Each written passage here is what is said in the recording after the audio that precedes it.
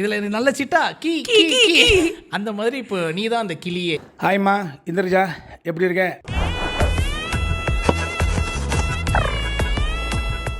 Welcome to it's my show. புது பொலிவுடன் போடுவேன் கெட்டப்பு. இன்றைக்கி புது செட்டப்பு. இந்த புது செட்டப்பில் வந்து பார்த்திங்கன்னா நம்ம கூட வித் மீ யார் இருக்காங்க அப்படின்னா நிறைய விஷயங்கள் வந்து சொல்லிகிட்டே போகலாம்.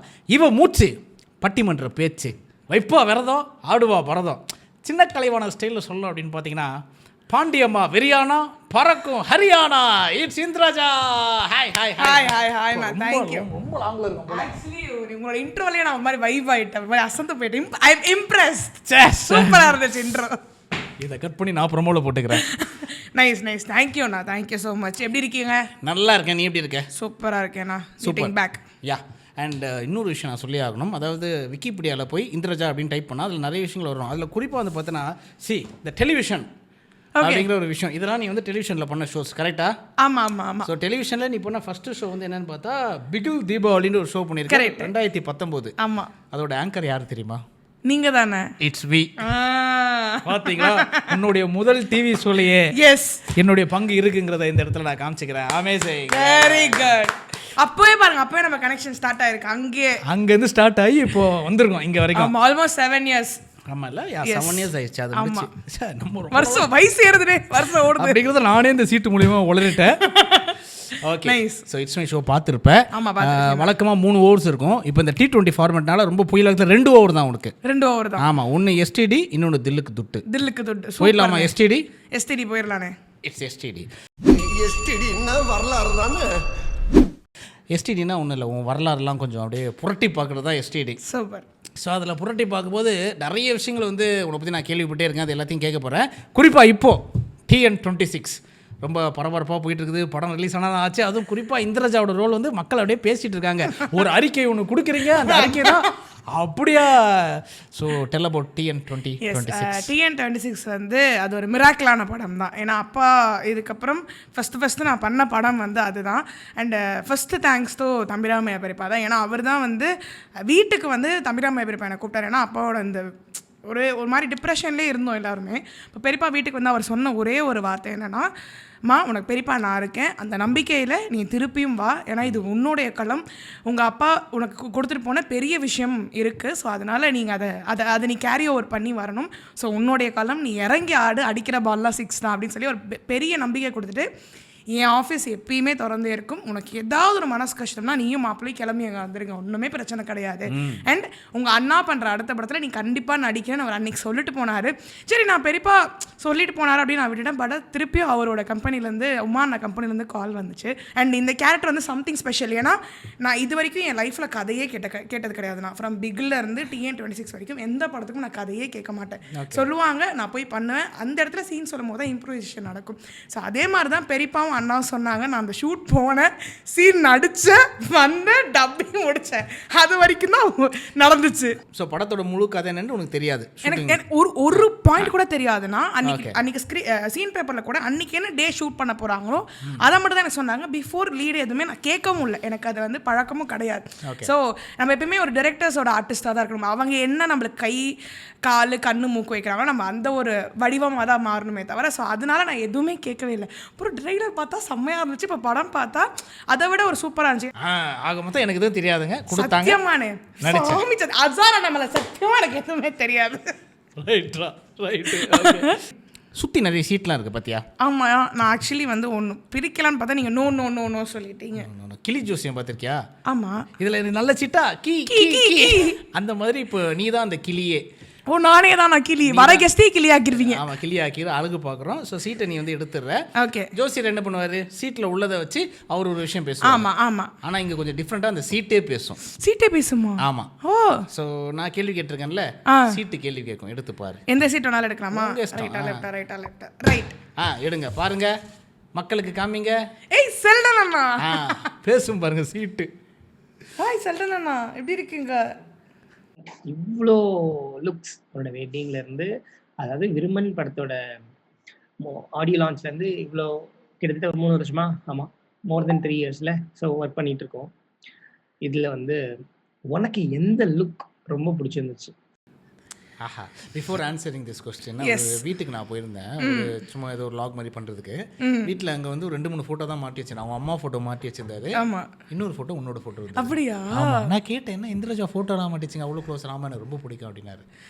டு பி ஹானஸ்ட், இன்ன வரைக்கும் எனக்கு மட்டும் இல்லை, அப்பாவுக்கு, அம்மாவுக்கு, மாமாவுக்கு எல்லாருக்குமே ஒரு பிளஸ்டான விஷயம் என்னென்னா, இங்கே கூட ஒர்க் பண்ணுற நபர்கள் எங்களுடைய ரிலேட்டிவ்ஸாக மாறுவாங்க. இது வரைக்கும் அது எங்களுக்கு ஒரு பெரிய பிளஸ்ஸிங்காக என்னன்னு தெரில.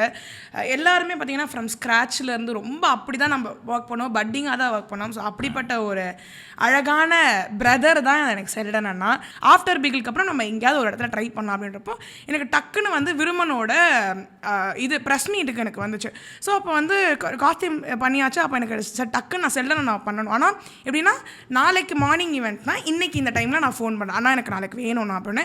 ஒரு வாரத்தை கூட நோ சொல்லாமல் ஆன் டைமில் வந்து லுக் பண்ணி முடிச்சார். இன்ஃபேக்ட் எனக்கும் மாமாவுக்கு அம்மாவுக்கு ரொம்ப ரொம்ப ஃபேவரட்டான லுக் என்னென்னா அந்த விருமனோட ப்ரெஸ் மீட் தான். ஈவன் என் கல்யாணத்தை விட எல்லாருக்குமே அந்த ஃபேவரட்டான லுக் வந்து விருமன் தான். ஏன்னா விருமனோட அந்த ப்ரெஸ் மீட் லுக்கை வச்சு தான் நான் கல்யாணத்துக்கு திருப்பி அண்ணா நீங்களே பண்ணுங்க ஃபர்ஸ்ட் லுக் ஒரு மாதிரி என்ன ஒரு மாதிரி க்ரூம் பண்ணி ஒரு மாதிரி அழகாக காமிச்சார். ஸோ அதுதான் என்னோட பர்சனல் ஃபேவரட் லுக்கு. அண்ட் அப்பா கண்டினியூ ஆன ஒரு ரிலேஷன்ஷிப் இன்னைக்கு வரைக்கும். அவர் எந்த ஊருக்கு போனாலும் எனக்கு இது பிடிக்கும்னு வாங்கிட்டு வந்துடுவார். இல்லை அந்த ஊரில் அது ஸ்பெஷலாக இருந்தால் வாங்கி கொடுத்துட்டு இல்லை டன்ஸப் போடுவார்.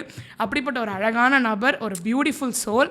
அவர் கூட பழகினவங்களுக்கு மட்டும்தான் அண்ணாவை பற்றி ஃபுல் அண்ட் ஃபுல் தெரியும். And such a sweet darling. Thank you and love you Seldon அண்ணா. செல்டன் அவர் ஒர்க்கு வெல்டன் அப்படிங்கிறது எல்லாருக்குமே தெரியும்.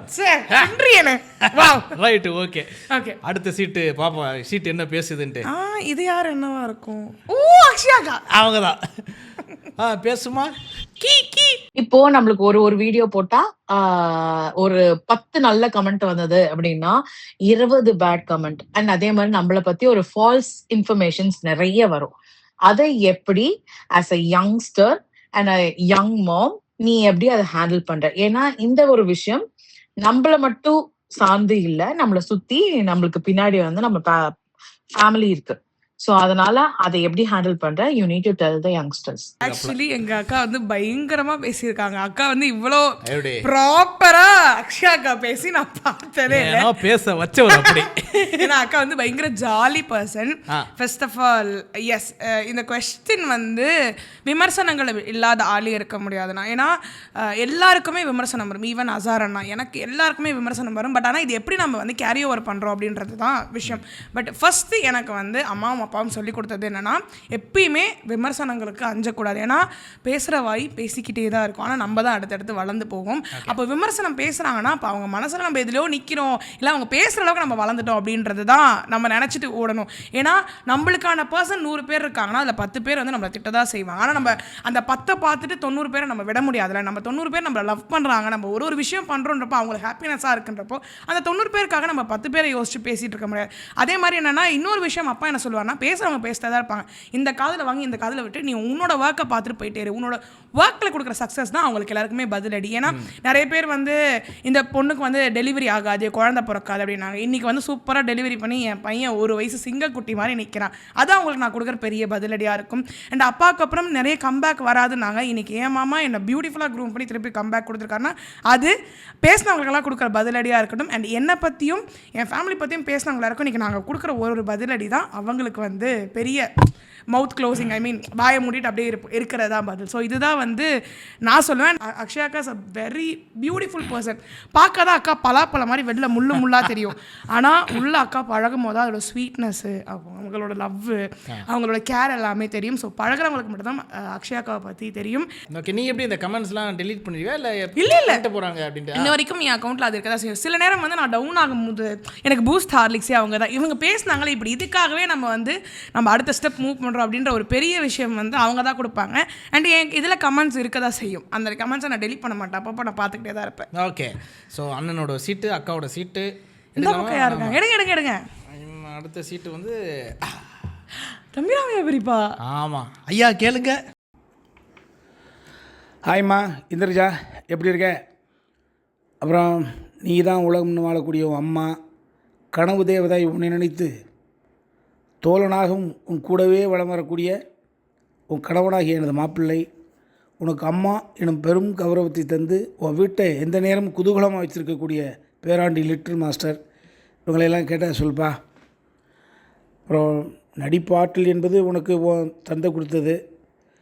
ஒரு விஷயம் தெரியுமா, நான் சீரியல் ரைட்டராக இருந்த பொழுது என் வசனத்தை உங்கள் அம்மா பேசியிருக்காங்க.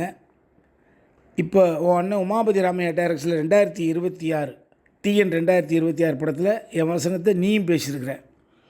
ஸோ அம்மா மக 2 பேரும் எனது வசனத்தை பேசுனது பெரியப்பா எனக்கு ரொம்ப மகிழ்ச்சி. இப்போது உன்னிடம் ஒரே ஒரு கேள்விடா பாப்பா.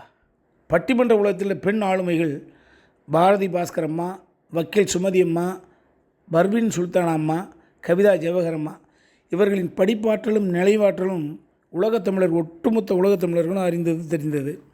ஸோ இப்போ நீங்கள் இப்போ மேடையில் பேச ஆரம்பிச்சிருக்கிற ரொம்ப மகிழ்ச்சி. ஆனால் நேரம் கிட்டும் நேரத்திலெல்லாம் புத்தகத்தை படிச்சுட்டே இருக்கணும். அப்போ தான் ஒவ்வொரு மேடையிலும் புது புது கருத்துக்களை நம்ம சொல்ல முடியும், மக்களை நம்ம வசம் கொண்டு வர முடியும். அந்த வகையில் இப்போ நீ எந்த புத்தகத்தை படிச்சுக்கிட்டு இருக்க? ஆஹா ஆஹா ஆஹா, ஒருத்தர் பேசும்போதே தெரியுதுல்ல அவர் இவ்வளோ ஒரு அறிவு கூர்மையானவர் ரொம்ப அப்படின்ட்டு.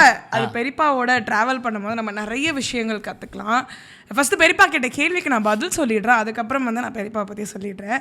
ஆக்சுவலி வந்து பெருசாக எனக்கு புக்ஸ் படிக்கிற பழக்கம் ஃபஸ்ட்டு கிடையாது. பட் இப்போ தான் ஆஃப்டர் ப்ரெக்னென்சிக்கு அப்புறம் தான் கொஞ்சம் கொஞ்சமாக ஆடியோ புக்ஸ் மூலியமாக கேட்க ஆரம்பித்தேன்.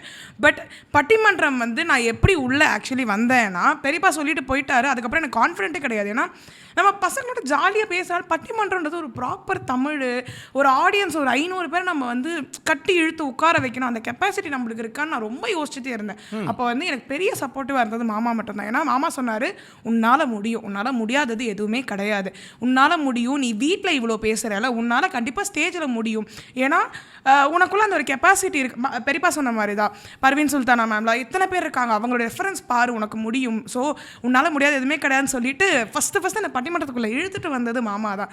ஸோ ஃபஸ்ட்டு மேடை ஏறும் போது ரொம்ப பயமாக இருந்துச்சு, ஒரு நடுக்கம் இருந்துச்சு.